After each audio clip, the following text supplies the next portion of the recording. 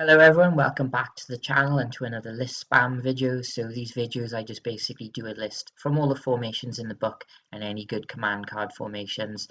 Today's one is going to be fighting first, so that's American mid-war, and then what I'll be doing is in subsequent next list spams will be the Americans going through to the final book. I've already so there'll be Fortress Europe, then D-Day, then Bulge. Some of the other nations have already done their last books, but after the Americans are done, I'll go to the Germans, go through all their books in order, and then come through it.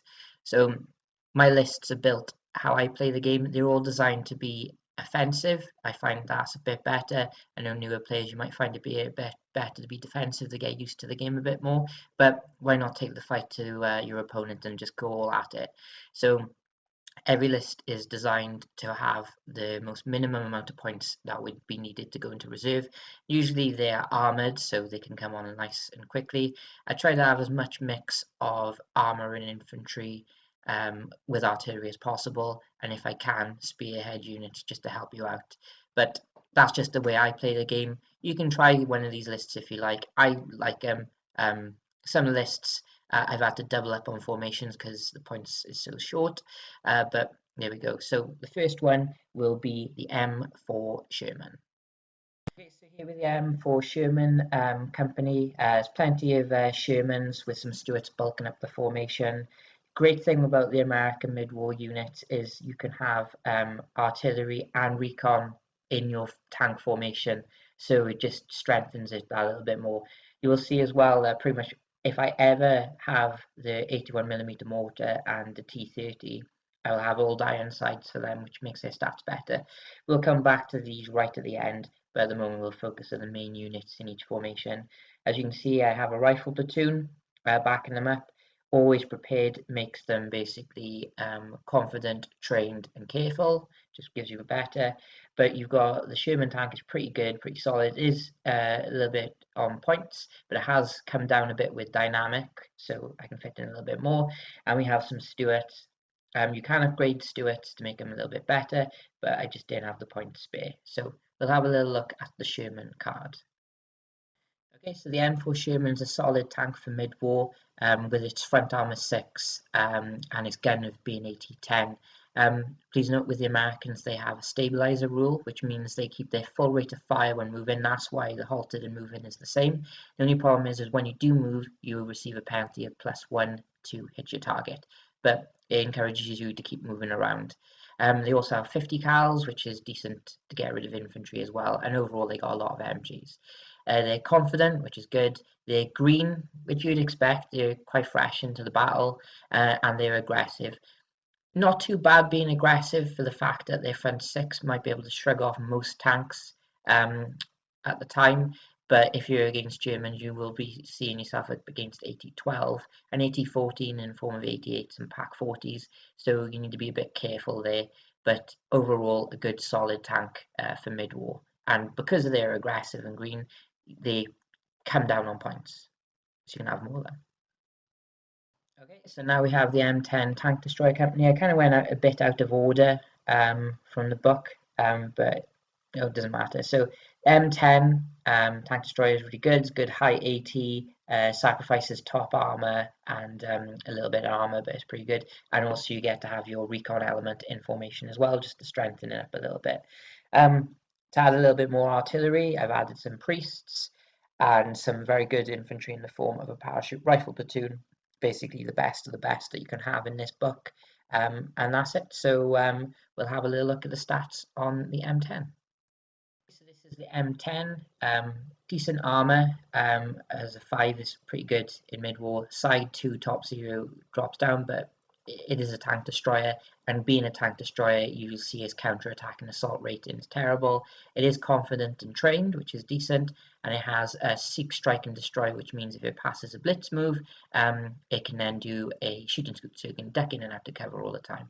But the big thing with this guy is the AT-12 gun, which will tear through most things in mid-war and even threaten tigers as well. I've seen tigers pop by M10s plenty of times. I'm usually the one with the tiger in these instances, but 3+ firepower does help out, and it has 50 cals as well, so not too bad.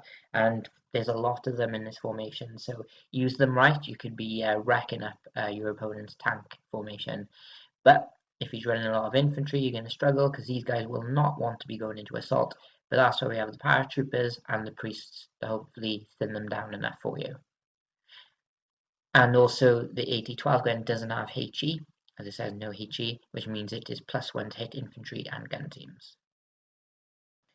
Okay, so now we have the M3 Lee Company.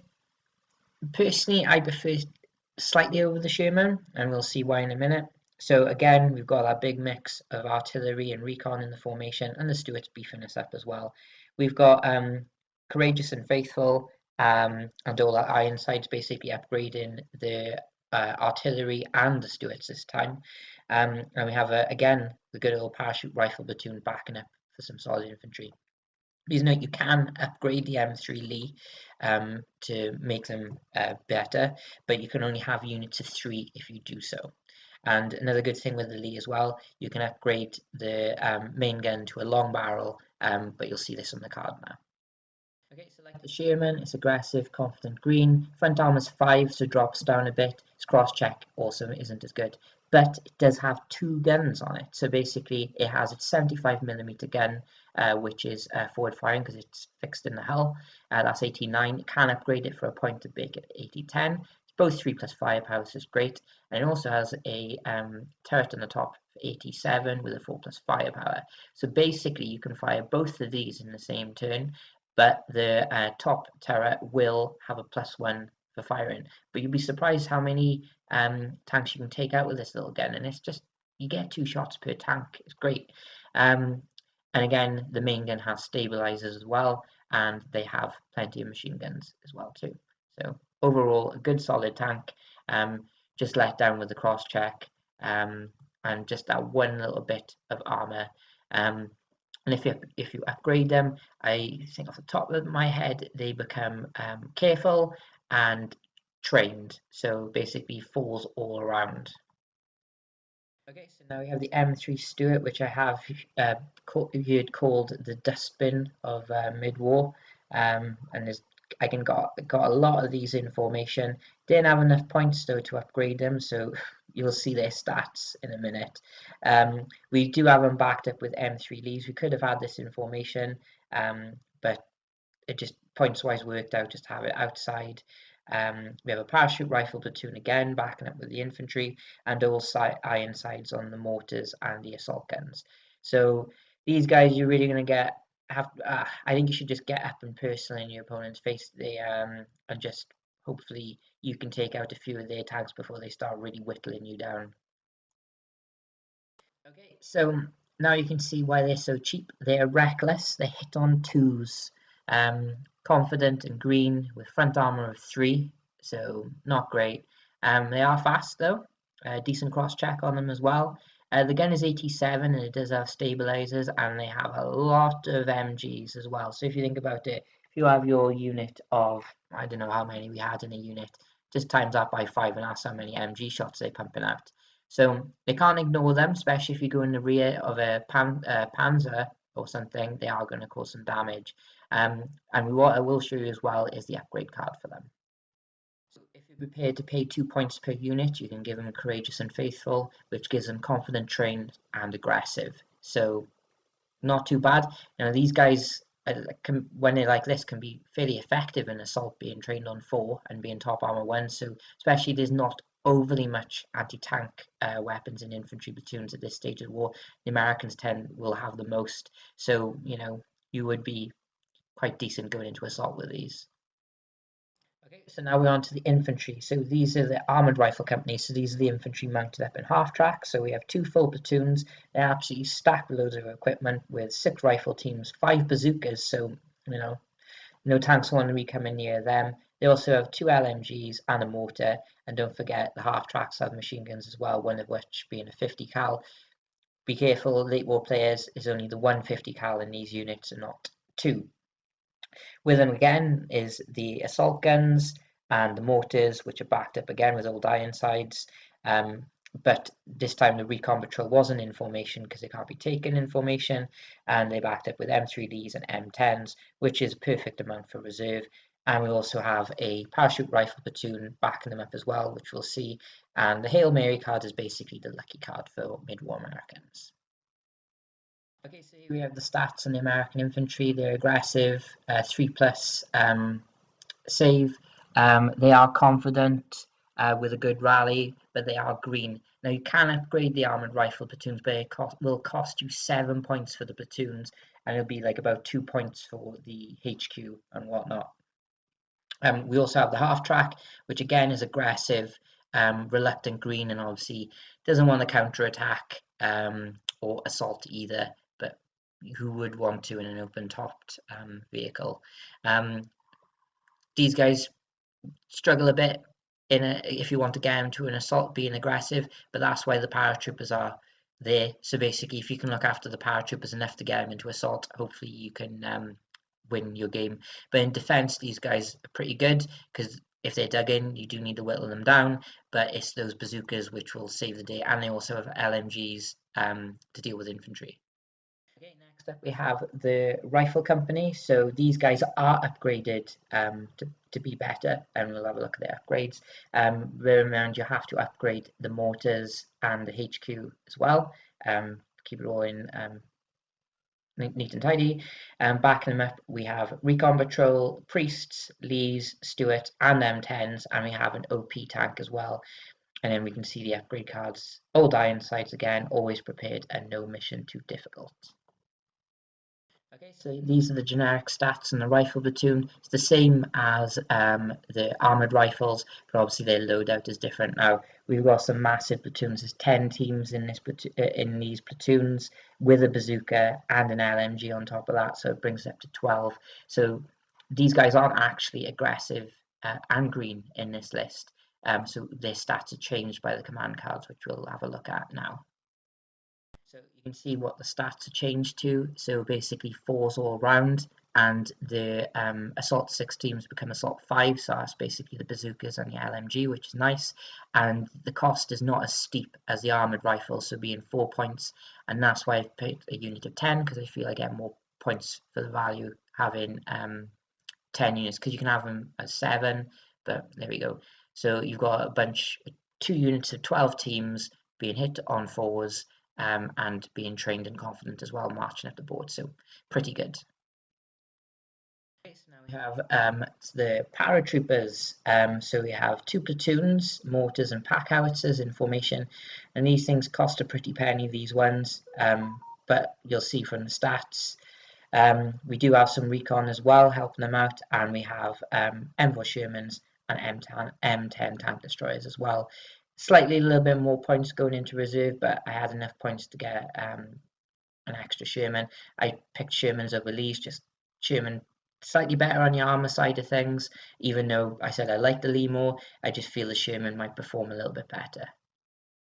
And this is why they're so expensive. They're fearless veteran and they're careful. So this is the best stats we've seen from the Americans in this book, and that's why they're in every list, because they'll do the job. But what tends to happen is they'll get pinned early on, and you'll never roll above a 2 to rally them, and they'll just be stuck at the back of the board. But hopefully it won't happen for you. They do have a bazooka, which is good. They have an LMG, which is good, and they have a mortar as well, so they can fire a template. Okay, so now we have the Rangers. So just remember, when you're getting your models out, it's just the 1 team in the HQ. And basically we have 2 full platoons, so we have 7 rifle teams, and we've added an additional mortar, and we've replaced 2 of the rifle teams with bazookas, because I feel bazookas will be necessary. And then we have a lot of support, so we have an observation tank, recon, priests, Lees, another rifle platoon, and M10 3-inch tank destroyers. And we've also got the infantry upgraded to careful, just because I felt like we needed a more meaty platoon, and these guys might go unnoticed since you got some absolutely fanatical rangers coming towards you. And we had 1 point left for a Hail Mary card as well. Here we have the Rangers. They are a fearless veteran. They rally on a 2 and they assault on a 2+. The only downside to them is they are aggressive. The Rangers only tend not to be aggressive in the latest American book, and that will cost you a pretty penny. But if you get these guys into assault, then that's when the ones will turn up, I suppose. Overall, solid.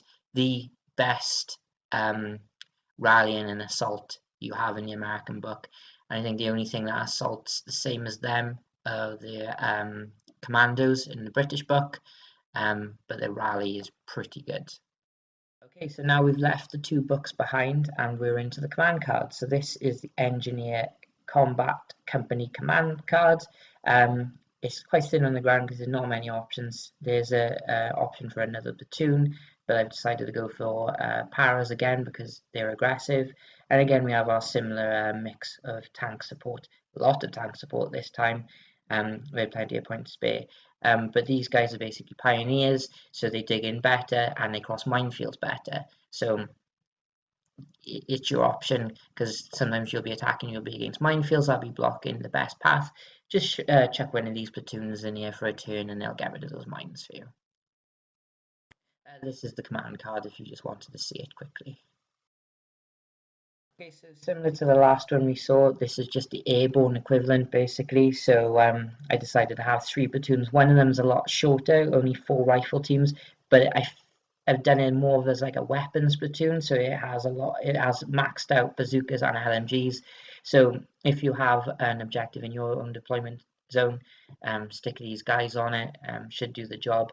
And again, we've got plenty of armored support to go along with it. Again, the command card will be up next, but it's just for you to have a little look at.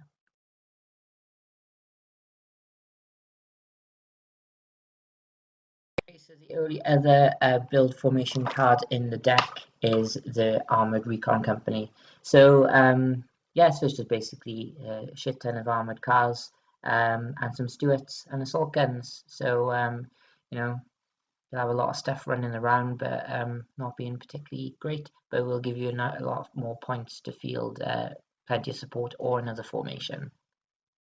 So now we'll have a look at the units that made up quite a few of the lists that haven't been mentioned so far. So this is the armoured car platoon. So basically it has your armoured car, which we see, and they come with 2 like nice little jeeps as well. Which some cases will have a mortar as well, so that's not too bad. The biggest thing what these give you is spearhead, which extends your deployment zone if you can, and also you can pop units in their little bubble that they create as well. And they also have scout, which means if you don't shoot and you have concealment, you'll be gone to ground, so it'd be tricky to get rid of you. Yeah, now we have our armored artillery. That was pretty much in almost every list. So as you can see here, they're aggressive, confident, green. So being an artillery unit being green is not great. Hence why I spent those points, 2 points each, upgrading them every time. And we'll have a look at that command card as well.